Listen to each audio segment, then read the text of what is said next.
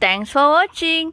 And don't forget to like, subscribe and follow our YouTube channel Serbajadi Gardening. Always think gardening, think Serbajadi, grow joy.